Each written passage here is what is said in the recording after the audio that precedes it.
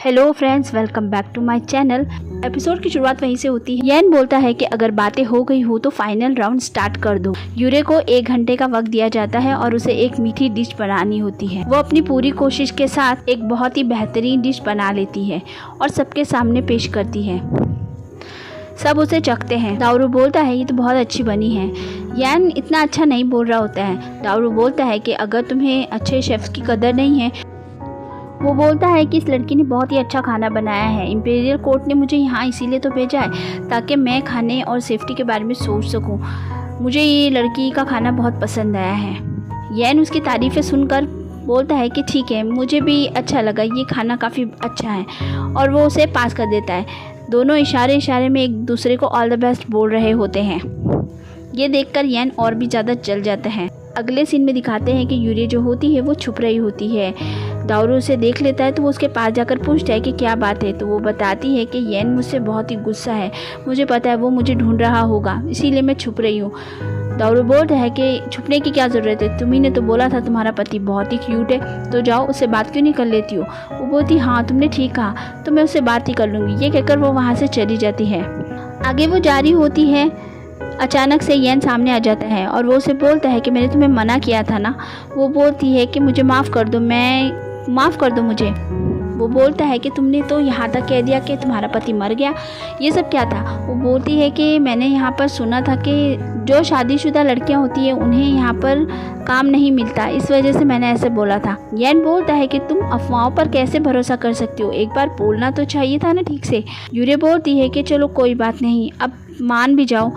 वो बोलता है कि उन मेड्स ने तुम्हें यहाँ आने कैसे दिया, मैं उन्हें सज़ा दूंगा। यूरे बोलती है कि उनकी कोई भी गलती नहीं है, मैं ही चुप कर से आ गई, उन्हें तो पता भी नहीं है, तुम उन्हें कोई भी सज़ा मत देना। और वो ये भी बोलती है कि मैं यहाँ इसलिए रहना चाहती हूँ क्योंकि आप भी तो यहीं रहती हो ना दिन भर, मैं आपके करीब रहना चाहती हूँ, इस वजह से मैंने ये सब किया है, प्लीज़ मान जाओ। तो वो कहता है ठीक है। अब सारी लड़कियाँ जो सेलेक्ट हो चुकी होती हैं उन लोगों को मैनेजर जो है काम समझा रहा होता है और वो उन्हें ये जगह भी दिखा रहा होता है। येन और जिंजू उन लोगों को पीछे से देख रहे होते हैं। येन जिंजू से कहता है कि मैडम पर नज़र बनाए रखना, समझ गए, उनकी हर एक कदम की खबर मुझे होनी चाहिए। आगे दिखाया जाता है कि मैनेजर जो होता है वो उन लोगों को काम समझाने के बाद बोलता है कि तुम लोगों के रहने का इंतज़ाम यहाँ पर कर दिया है, तो अब तुम लोग अपने अपने कमरों में जाकर आराम भी कर सकती हो।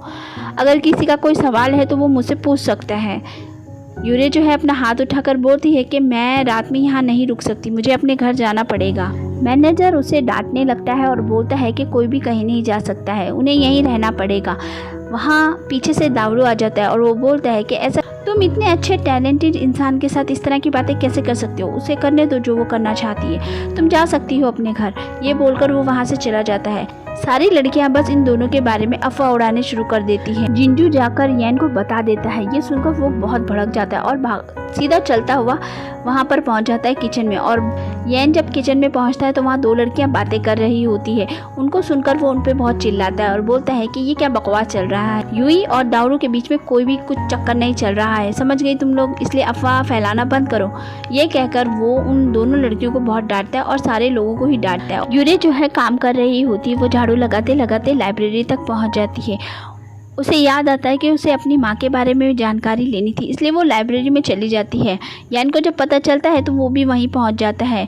यूरे उसे देखती है पीछे से छुपकर और उसे देखती रह जाती है और कहती है कि ये कितना हैंडसम लगता है, और बस वो उसे घुरे जा रही होती है। तभी येन उसके पास आ जाता है और उसके करीब आने लगता है। वो बोलती है ये क्या कर रहे हो, ये लाइब्रेरी है। वो बोलता है हम अकेले भी तो हैं, और वो उसके कुछ ज़्यादा ही नज़दीक जा रहा होता है। तभी यूरे बोलती है कि सामने वाला कमरा किस चीज़ का है। यान बताता है कि इस कमरे में आइलैंड मास्टर जा सकते हैं, उसके अलावा कोई नहीं जा सकते हैं। तो यूरे बोलती है कि आप ही तो हैं ना यहाँ के आइलैंड मास्टर, तो क्या आप मुझे लेके नहीं जाओगे। और ये कहकर वो उसका हाथ पकड़कर वहाँ चली जाती है। उस कमरे में बहुत सारी किताबें होती हैं। यूरे एक किताबें लेकर उसे पढ़ने लग जाती है। येन जो है अंदर चला जाता है और वहाँ उसे अपनी पुरानी बात याद आती है जब एक दिन वो खेलता हुआ वहाँ पर पहुँच गया था। उसके पापा कभी उसे वहाँ आने नहीं देते थे, लेकिन उस दिन उन्होंने उसे बिठाकर खूब सारी मिठाई खिलाई थी। ये सारी बातें येन सोच रहा होता है। तभी उसे याद आता है कि उसके पापा ने यहाँ पर एक खुफिया तहखाना टाइप बना रखा है। वो उसका बटन दबाता है तो एक किताब का डब्बा आ जाता है। येन जो है उस डब्बे को खोलता है, उसमें से किताब निकालता है। वो किताब लेकर ये लोग वहाँ से चले जाते हैं। आगे यूरे जो होती है वो उस किताब को पढ़ रही होती है। उसे पता चलता है ये तो मेरी माँ की रेसिपी है और वो बहुत खुश होती है। लेकिन येन जो होता है बहुत उदास लग रहा होता है। वो पूछती है कि आखिर क्या बात है, तुम इतने उदास क्यों लग रहे हो। येन बोलता है कि वहाँ जाने पर मुझे याद आया मेरे पापा कभी भी हमसे इतनी ज़्यादा बात नहीं करते थे, घुलते मिलते भी नहीं थे, इसलिए हम लोग उन्हें इतना ज़्यादा पसंद नहीं करते थे। लेकिन उस दिन जब मैं खेलते हुए उस लाइब्रेरी में पहुंच गया था, उन्होंने मुझे बिठाकर मिठाई खिलाई। वो मिठाई का स्वाद आज तक मैं नहीं भूला। जैसे ही येन उस मिठाई का नाम बोलता है, यूरे उसे कहती है कि तुम यहीं रुकना, मैं अभी आती हूँ, और वो चली जाती है वहाँ से। यूरे किचन में जाती है और वो वही मिठाई बनाती है जिसे के बारे में येन बोल रहा था। वो पूरी मेहनत के साथ उस मिठाई को बनाकर उसके सामने ले आती है और बोलती है कि ये लो, खाकर देखो कैसी बनी है। वो उस मिठाई को देखकर कहता है ये तो बिल्कुल, और जब वो उसे खाता है तो उसका स्वाद भी बिल्कुल वैसा ही होता है। वो बहुत खुश होता है और उस मिठाई को खाते हुए याद कर रहा होता है। यूरे उसके पास चली जाती है और बोलती है कि तुम्हें अच्छा लगा ना, तुम खुश तो हो ना। यूरे कहती है कि हम जिससे प्यार करते हैं हम उसे कभी दुखी नहीं देख सकते। ये सुनकर येन बोलता है कि आखिर तुमने अपना इजहार कर दिया। वो बोलती है क्या, मैंने क्या कहा, और वो उसे बताता है तो वो भी बहुत खुश होती है। येन बोलता है आखिर मैंने तुम्हें पा ही लिया। येन बोलता है कि मैं बहुत खुशकिस्मत हूँ कि तुम मेरी ज़िंदगी में आई और मेरी ज़िंदगी इतनी हसीन हो गई, और ये कहकर वो उसे किस कर लेता है। येन जो है यूरे को बेड पर ले आता है और वो उसके काफ़ी ज़्यादा करीब होता है। दोनों एक साथ रात बिताने का सोच लेते हैं। वो उसे किस करता है, तभी यूरे के सीने में दर्द शुरू हो जाता है और यूरे बेहोश हो जाती है। ये देखकर येन घबरा जाता है और वो फ़ौरन डॉक्टर को बुलाता है। डॉक्टर उन्हें येन को बताते हैं मालकिन के पास ज़्यादा वक्त नहीं बचा है और उनका दिल बहुत ही ज़्यादा कमज़ोर हो गया, इस वजह से उनकी पल्स भी थोड़ी धीमी चल रही है। मैं आपको यही सलाह देना चाहूँगा कि आप उनके करीब ना जाएं और कुछ दिनों तक संभल कर रहें। डॉक्टर बोलता है कि हमसे जो हो सकेगा हम ज़रूर करेंगे, ऊपर वाले की मर्ज़ी। ये बोलकर डॉक्टर वहाँ से चला जाता है। येन जो है वो बहुत ही परेशान होता है और वो यूरे के पास आ जाता है। वो यूरे का हाथ पकड़कर बोलता है कि मैं जिस दिन का इंतज़ार कर रहा था, फाइनली जब तुम्हें मुझसे प्यार हो गया तो हमारे साथ ये होना था। वो बोलता है कि तुम मुझे सज़ा नहीं दे सकती, मैं तुम्हारे बिना कैसे जीऊँगा। कहकर वो उस भीख मांग रहा होता है कि तुम मुझे छोड़कर मत जाओ, तुम्हें कुछ नहीं होगा, मैं पूरा ख्याल रखूँगा। पूरी रात वो उसके सहराने बैठकर ही गुजार देता है। सुबह जब उसकी आँख खुलती है तो वो बाजू में बैठा हुआ होता है। यूरे उसे पूछती है कि क्या पूरी रात तुम यहीं पे बैठे थे। वो बोलता है हाँ। वो बोलती है कि क्या हुआ था मुझे, क्या मैं मर गई थी। येन बोलता है ऐसा कुछ नहीं हुआ था, तुम बहुत थक गई थी ना, इसीलिए तुम सो गई थी। ये सुनकर यूरे बोलती है कि चलो ठीक हुआ, और वो फ़ौरन वहाँ से निकलती है अपने काम के लिए। येन मना कर रहा होता है कि मत जाओ, लेकिन वो नहीं मानती और वहाँ से चली जाती है। आगे वो अपना काम कर रही होती है तो मैनेजर वहाँ पर आता है और वो उसे बहुत सारे काम दे देता है। इतने सारे काम देखकर वो बड़बड़ा रही होती है कि मैं तो यहाँ खाना बनाना चाहती थी और मुझे कितना कुछ करना पड़ता है। जाता है और बोलता है कि लो मैं तुम्हारी मदद कर देता हूँ, पहले ही इतनी अफवाह उड़ गई थी, अब और कुछ बात फैल जाएगी, तुम रहने दो, मैं कर लूँगी। ड्यूटीज़ देखकर दारू बोलता है कि वो तुम्हें इतना काम कैसे दे सकता है, मैं अभी जाकर उसकी खबर लेता हूँ। ये कहकर वो वहाँ से निकलता है। यूरी भी उसके पीछे आ रही होती है। दारू जो होता है येन के पास पहुंच जाता है, लेकिन वो जब वहाँ पर पहुँचता है तो बहुत सारे डॉक्टर वहाँ पर बैठे हुए होते हैं और वो लोग काफ़ी डिस्कशन वगैरह कर रहे होते हैं। ये देखकर दारू पूछता है क्या उसकी तबीयत बहुत ज़्यादा ख़राब है, जो डॉक्टर यहाँ पर क्या कर रहे थे मुझे बताओ। येन बोलता है कि इससे तुम्हारा कोई मतलब नहीं है। तो दारू बोलता है कि इससे मेरा मतलब है, समझ गए, मुझे बताओ। येन बोलता है मैं उसका हस्बैंड हूँ। तो दारू बोलता है तुम तो उसे 1 साल से जानते हो, मैं तो उसे पिछले 13 सालों से जानता हूँ, समझ गए, मैं बचपन से उसके साथ बड़ा हुआ हूँ। तो तुम मुझे बताओ उसके साथ क्या हुआ है, क्या प्रॉब्लम है। ये सुनकर येन बोलता है कि तुम किसी को मत बताना जो मैं अभी तुम्हें बताने वाला हूँ। दारू बोलता है कि नहीं बताऊंगा, अब मुझे बताओ क्या बात है। उसके पास ज़्यादा वक्त नहीं बचा है। ये सुनते ही दारू को भी झटका लग जाता है। बाहर खड़ी हुई यूरे भी ये सारी बातें सुन लेती है और वहाँ से चुपचाप चली जाती है।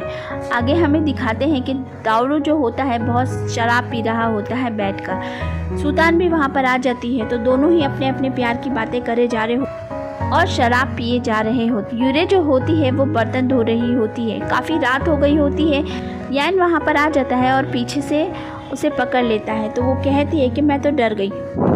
येन बोलता है कि तुम इतनी रात गए यहाँ क्या कर रही हो, घर नहीं चलना है क्या, मैं तुम्हें लेने आया हूँ। यूरे येन से कहती है कि मैं अपना काम ख़त्म कर लूँ फिर मैं तुम्हारे साथ चलूँगी, लेकिन वो मान ही नहीं रहा होता है। वो खड़ा हो जाता है और उसे गोद में उठा लेता है और सीधा काउंटर पर बिठा देता है।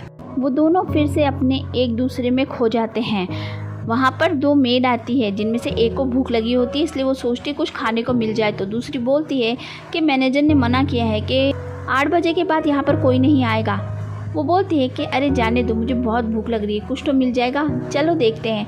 वो दोनों अंदर जाती हैं तो वहाँ पर आइलैंड मास्टर और यूरे को साथ में देख लेती है। पहले उन लोगों को लगता है कि वो दावरू और यूई है, लेकिन जब वो थोड़ा और करीब जाकर देखते हैं तो उन्हें पता चलता है कि ये तो आइलैंड मास्टर है। ये देखकर वो दोनों उल्टे पैर वहाँ से रवाना हो जाते। सुबह हो जाती है तो येन बाहर जा रहा होता है। सुबह हो जाती है, येन आगे आगे चल रहा होता है, यूरे पीछे छुपती छुपती चल रही होती है। येन बोलता है ये क्या कर रही हो तुम। वो बोलती है कि पहले ही इतनी अफवाह उड़ चुकी है, मैं नहीं चाहती एक और उड़ जाए, इसलिए आप आगे चलो, मैं पीछे पीछे चलूँगी। येन बोलता है कि अरे ये क्या बात है, चलो ना मेरे साथ। वो मना कर देती है। येन जब आगे जाता है तो उसके बारे में अफवाह उड़ रही होती है। वो ये बातें सुनकर खुश हो रहा होता है। यूरे वहाँ पर आती है तो वो बोलती है कि ये सब क्या बकवास चल रहा है, मैंने बोला था ना कुछ तो बात बढ़ जाएगी। येन बोलता है कि अरे हम दोनों के बारे में कोई गॉसिप करे तो मुझे चलेगा, लेकिन दारू के साथ तुम्हारा नाम नहीं जुड़ना चाहिए।